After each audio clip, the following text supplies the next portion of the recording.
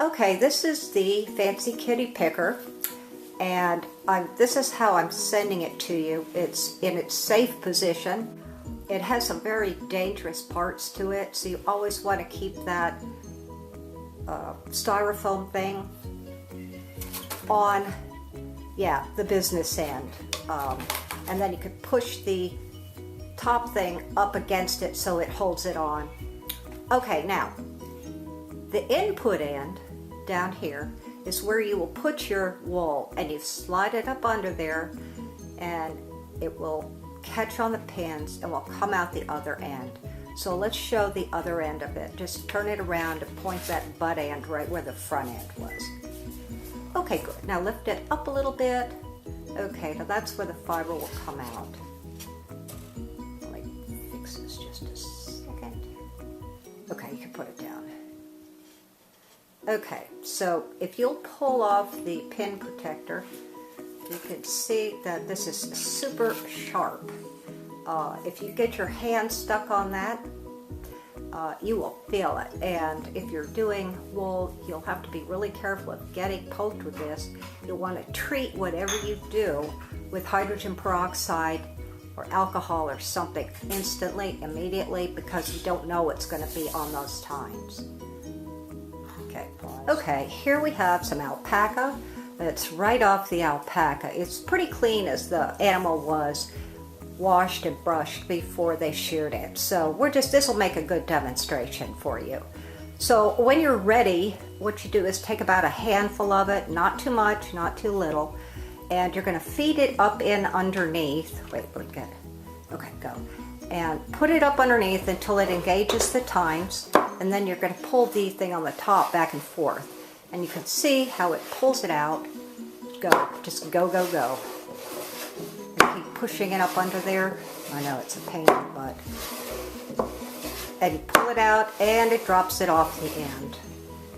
Now, if you'll pick up this fiber down here carefully. Careful off those tines, let's look at it. Okay, as you could, down a little lower. As you can see, it's fluffed it up a lot. Well, let's run it back through a second time. So you put it in up underneath and run the top thing over.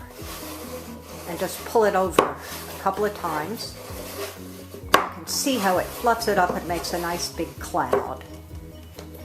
You don't have to go back that far, Terry, just so it engages the hooks. There you go.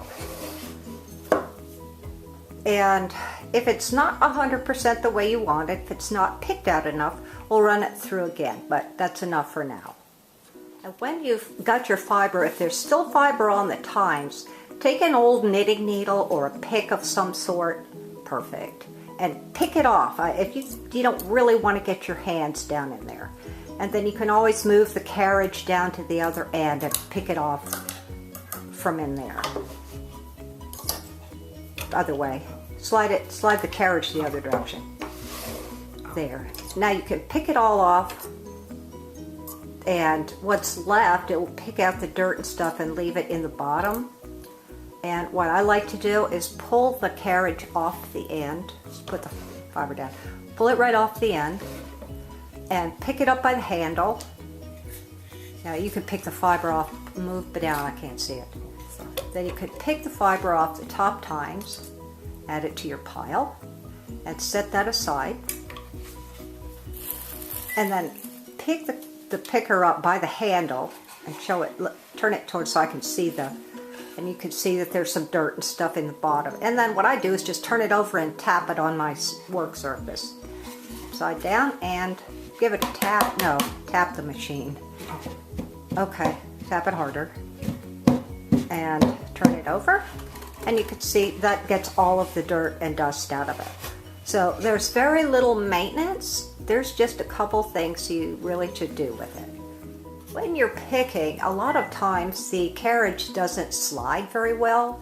So what I do is I take an average bar of soap and I just run it along the track and on both sides, and that helps it go. The other thing you can do is soap in between where under the track there's a little groove where the carriage rides on the outside. So if you can kind of reach over and put it at a 90-degree angle right under that lip. No, turn it the other way. There's a lip. Come here, and I'll show you. Oh, here. Yeah, okay, good. Okay, the other thing to do is soap in that little track where the carriage rides, and that again will keep it going. Okay.